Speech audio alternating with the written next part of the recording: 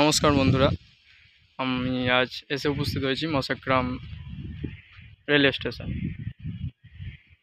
মশাগ্রাম ভায়া বাঁকুড়া হাওড়া যে rail project চলছে তারই কাজ কতদূর কী হয়েছে এই ভিডিওর মধ্যে বিস্তারিত তুলে ধরবো আপনাদের কাছে।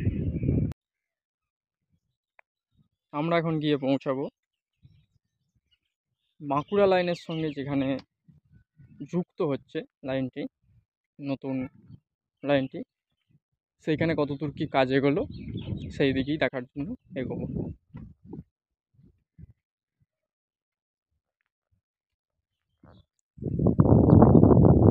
আপনারা দেখতে পাচ্ছেন বাঁকুড়া লাইন যেখানে নতুন লাইনের সঙ্গে যুক্ত হচ্ছে সেই জায়গাটি। আগের ভিডিওতে যে অবস্থায় দেখে গেছিলাম বা দেখেছি সে একই অবস্থা আছে, কোনো রকম কাজ কিছু হয়নি। এই যে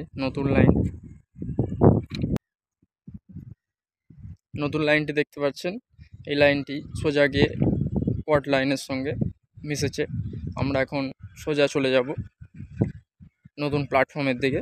প্ল্যাটফর্মে কতদূর কী কাজ হয়েছে বা কাজ হচ্ছে তারই বিস্তারিত জানার জন্য ভিডিওর সঙ্গে থাকুন।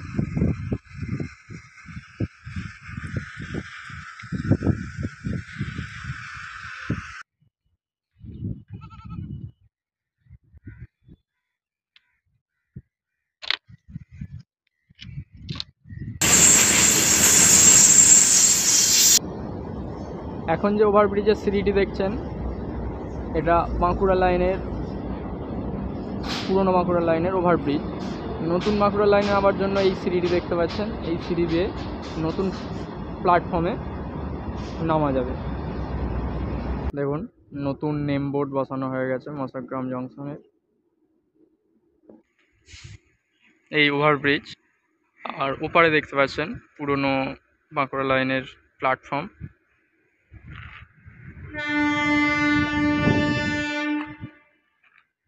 নতুন প্ল্যাটফর্মে একটি ছোট যাত্রী সেট করা হয়েছে এবং সামনে একটি বড় যাত্রী সেট করা হয়েছে। ওপরে তার লাগানো কমপ্লিট হয়ে আছে। পাশেই দেখতে পাচ্ছেন লাইটের পোলও বসে গেছে। পানীয় জলের জন্য কল লাগানো হয়েছে, কলের ট্যাপ লাগানো হয়ে গেছে। কানেকশান এখনো পর্যন্ত হয়নি কো, আশা করছি খুব দ্রুত কানেকশানও হয়ে যাবে। দেখতে পাচ্ছেন বড় যাত্রী সেট, রং হয়েছিল, তার রং উঠে গেছে। আমরা সামনের দিকে যাব।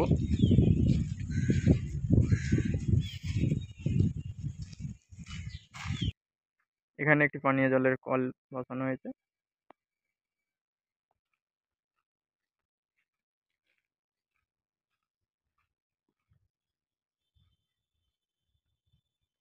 সামনে ওভারব্রিজ, আপনার স্ক্রিনের বাঁ দিকে কট লাইন, ডান দিকে টিকিট কাউন্টার। আমরা এখন সোজা এগিয়ে যাব ইন্টারলকিং কেবিনের দিকে। এর আগের ভিডিওতে অনেকেই কমেন্ট করেছিলেন যে এই পয়েন্টের কাজ কী এবং কেন এই পয়েন্টটা এরকমভাবে জোড়া আছে কট লাইনের সঙ্গে। ফার্স্টেই বলে রাখি, এটা পাথর গাড়ি ঢোকার জন্য কট লাইনের সঙ্গে টেম্পোরারি করা ছিল। যখন পাথর পড়ে এখান দিয়ে, এই পয়েন্ট দিয়ে মালগাড়ি ঢুকিয়ে পাথর পড়া বা ফেলা হয়। তো পরবর্তীকালে যখন কট লাইনের সঙ্গে যুক্ত হবে সামনে, তখন এই ফ্যান থেকে এই যে সামনে যে জয়েন্টটি দেখতে পাচ্ছেন, এই জয়েন্টটি খুলে এখানে নতুন করে রেল লিঙ্কিং করে এই যে সামনে যে কাটা লাইনটি দেখতে পাচ্ছেন এইটার সঙ্গে যুক্ত হয়ে যাবে। তার জন্য দেখুন এখানে স্লিপার এনে রাখা হয়েছে।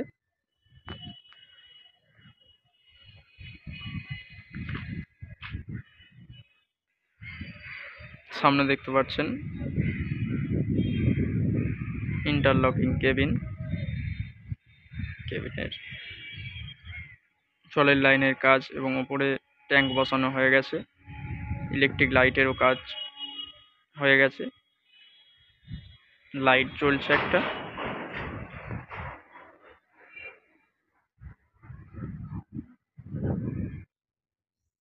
আগের ভিডিওতে দেখিয়েছিলাম ওয়েল্ডিং জয়েন্ট শুরু হয়েছে। এই দেখুন ওয়েল্ডিং জয়েন্ট শুরু হয়েছে।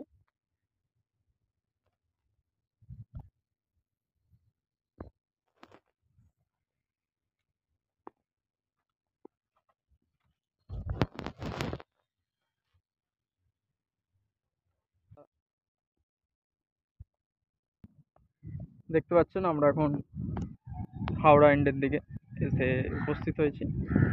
তো কট লাইনের সঙ্গে যেখানে সংযুক্ত হচ্ছে সেইখানেরই পয়েন্টের কাজ কতদূর কি হয়েছে দেখবো আমরা গিয়ে।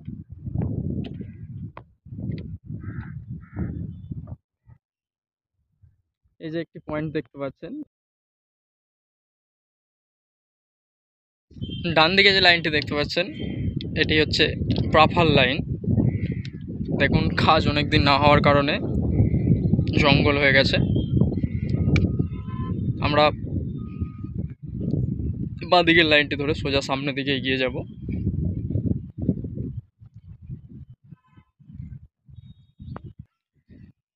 আগের ভিডিওতে অনেকেই কমেন্ট করেছিলেন যে এইখানের পয়েন্টের কোন লাইনটা কোন দিকে যাচ্ছে বা কোন লাইনটাকে ধরছে সেটাই। এখন দেখছেন এখানে একটা পয়েন্ট আছে সিএমএস ক্রসিং, একটা চলে যাচ্ছে আপনার সোজা নতুন বাঁকুড়া লাইনের দিকে, আর এই সিএমএস ক্রসিং থেকে একটা লাইন ধরছে কড লাইনের লুপ লাইনকে। এবার আমরা এগোবো সামনের দিকে হাওড়ার দিকে। অর্থাৎ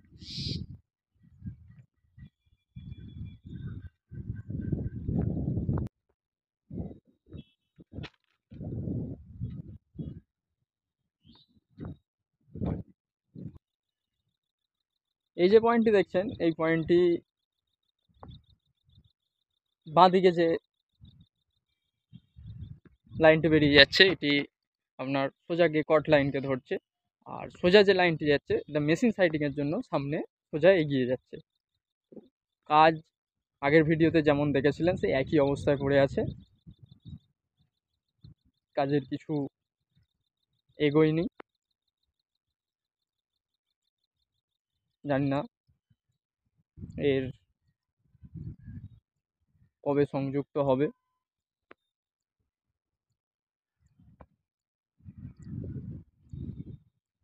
লাইন সংযুক্তকরণের জায়গায় এই অবস্থা হয়ে রয়েছে আপাতত।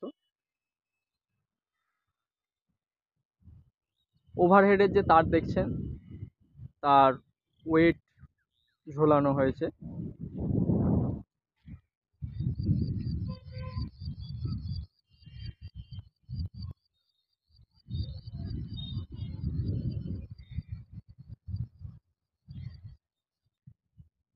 এই ভিডিওর মধ্যে আপনাদের কাছে বিস্তারিত বিবরণ তুলে ধরলাম।